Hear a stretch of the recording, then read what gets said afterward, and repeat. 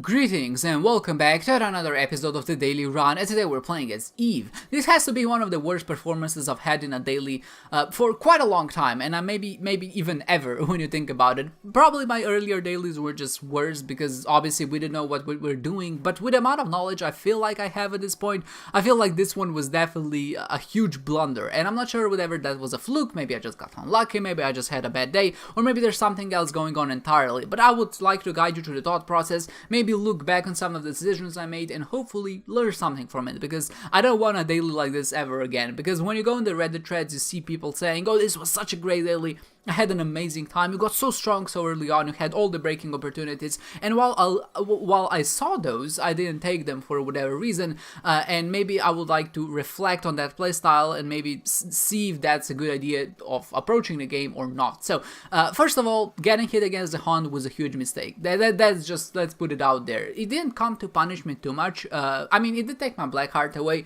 which left me with only red health going to the second floor, and then one of the fires hit me. I feel like that's something that you really can't control other than maybe being a bit more meticulous and killing the fires first before you go into those chasms or pits or whatever to press the buttons. But it wasn't that big of a deal because I still got the devil deal on the second floor, and the devil deal on the second floor was an interesting one.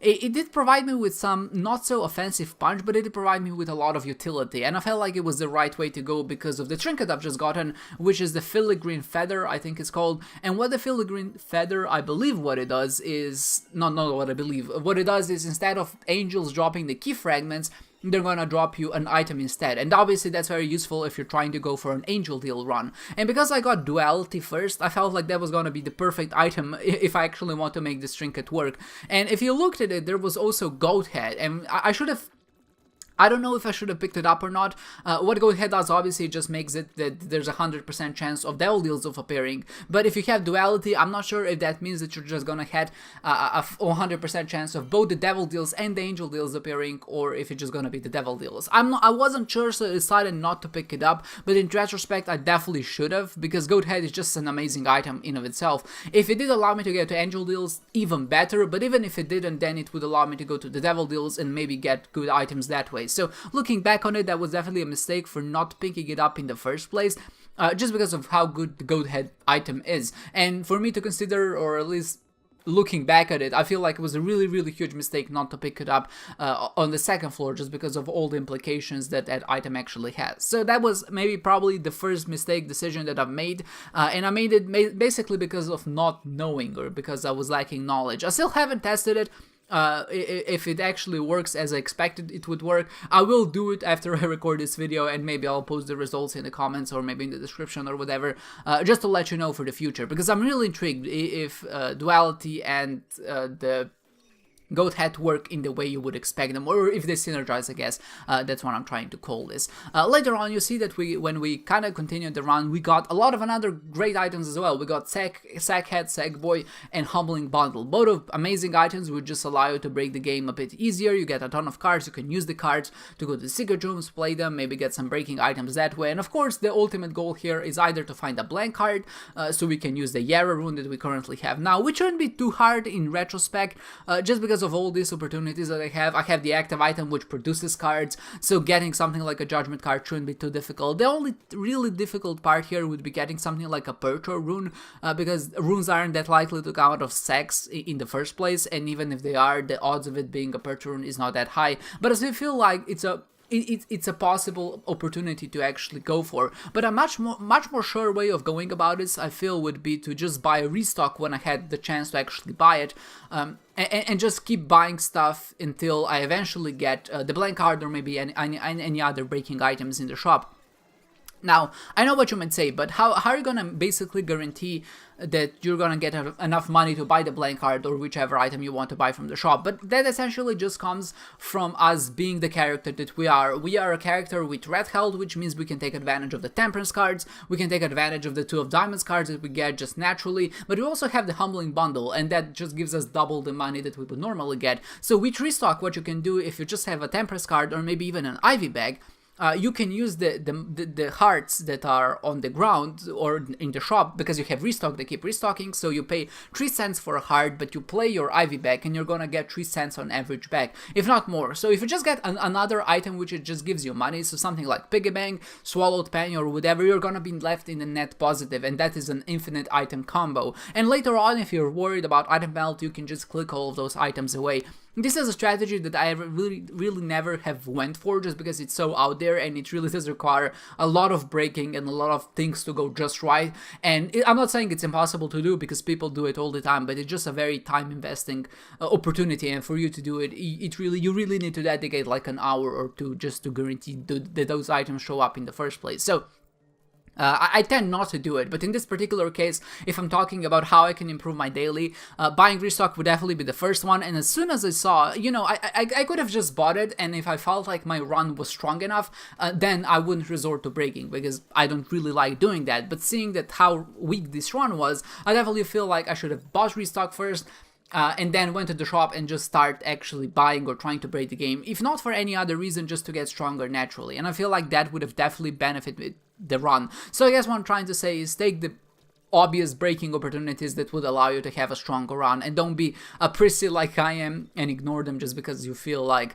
you don't really want to break in this particular daily. But that's not really an excuse as much as it is I wouldn't call it willful ignorance, more like willful aversion to breaking. That's a better way to put it, but still, I should have definitely at least bought it, and then maybe decided later if I actually want to invest the time to break the game. But what was maybe the biggest bummer in all of this is just my time management, and I feel like that's definitely the part that cost me the most points and just overall the most ranks in the end. And that was, I just didn't time it well. I felt like I was a lot stronger than I actually was. You can see that my damage is not stellar, but I felt like I was much stronger because of my tear delay. My tears were just flying out of my face super fast, and I had the Emperor cards as well, so I felt like there's no chance that I'm gonna miss both Boss Rush and Harsh. I have the Emperor cards, I can go to those bosses, I can go to those objectives, and it's not that big of a deal, but somehow I managed to teleport at the exact last minute, and it just wasn't I just wasn't strong enough to actually kill them fast enough, and it's a bummer, because I feel like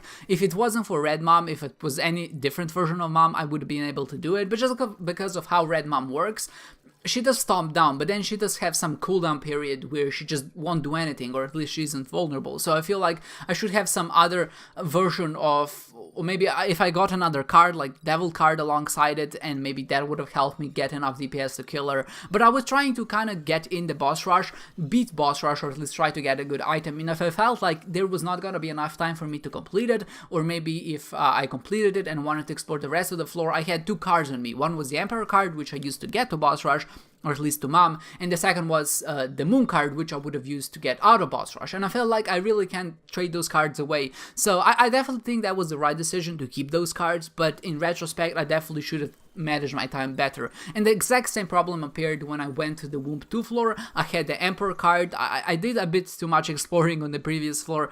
I should have just gone there when I saw it was the 28th minute. When I was at that minute, I should have just used the Emperor card, beat the boss, and if I had enough time, I would have been still able to explore some of the Womb 2 floor going backwards from the boss, and of course beat him, and then go back and do Hush. But as it turned out, I actually went again a bit too late. I felt like my damage was a bit higher than what it was, and I just wasn't able to output enough damage to kill Mom's heart in time, which again is a bummer. And definitely all of this, looking back on it, what kind of ruined my damage in some regard is the fact that I had 2 health containers, because I was kind of dedicated to go for this Angel Root run. I just wasn't able to find any surefire ways of trading my health away. Sometimes the Devil Beggar showed up, or maybe sometimes the Temperance card showed up, and I was able to use that to kind of stay at that Horror of Babylon stage, and just was able to protect myself that way. But overall, it just wasn't enough. Even that, I feel like, wouldn't give me enough DPS, but it did essentially double my damage when you look at it back. Without the Horror of Babylon, I was at 5 damage, although I was at 4 tier delay, it just wasn't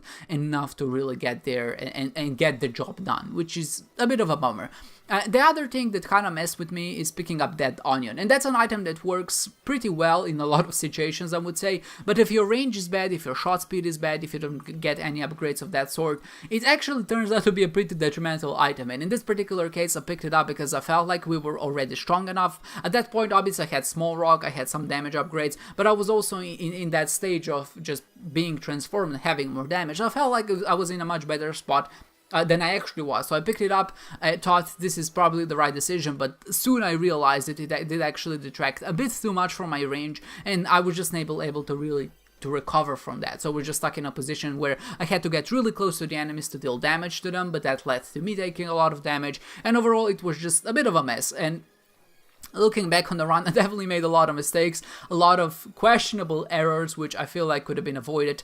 Time management, all of those basics, going back, thinking which items I should take, buying certain items which would allow me to break the game at least to some degree, and of course I shouldn't have relied on them, but I definitely should have at least taken them into consideration and maybe decided later what I want to do with them, because all in all, picking up an item is something like 30-50 points in total, and that's not that big of a deal. Even if you pick up an item and you never use it, that's not gonna cost you the run, but not picking up restock or, for example, goat head, can really have a very big impact on your run, just because it can turn out to be a much weaker than you expected. And I give myself in some regard, and I totally accept that. And I'm really interested if the goat head and duality work the way you would expect it, and I'm gonna go check right after I finish this video. Like I said, I'm gonna leave it in the comments if you want to know yourself and you don't want to necessarily go in the debug mode and try that out. So we did finish in the 364th spot, which is obviously terrible, but what can you do? At least we got some exploration bonus down, we killed some angels, and our swag bonus wasn't too terrible, but